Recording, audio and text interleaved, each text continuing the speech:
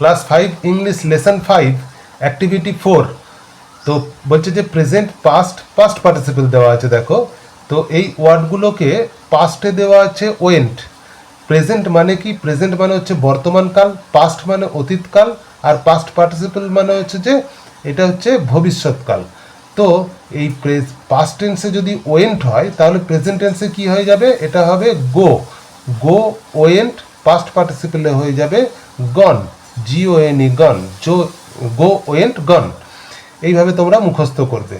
তারপরে লুক মানে দেখা, লুকড হয়ে যাবে এখানে LOOKED হয়ে যাবে লুকড, আর পাস্ট পার্টিসিপেলেও হবে LOOKED লুকড। তাহলে এটাকে কিভাবে মুখস্থ করবে? লুকড।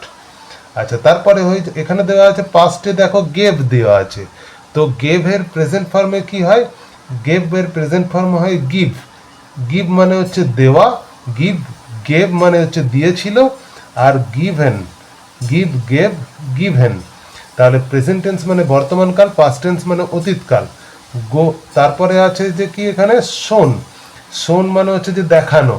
তো দেখানো ইংরেজি কি? SHOW শো হচ্ছে প্রেজেন্ট টেন্সে হয়। শো এর যখন পাস্ট টেন্স করব মানে অতীতকাল করব তখন হয়ে যাবে শোড, SHOWED শোড হয়ে যাবে। তারপরে হচ্ছে শোন, তাহলে শোন। এরপরে আছে ইউজ মানে হচ্ছে ব্যবহার করা, ইউজড মানে হচ্ছে ব্যবহার করেছিল, আর ইউজড এখানেও কিন্তু ইউজড হয়, USED। তাহলে এইভাবে তোমরা মুখস্থ করবে যে গো ওয়েন্ট গান,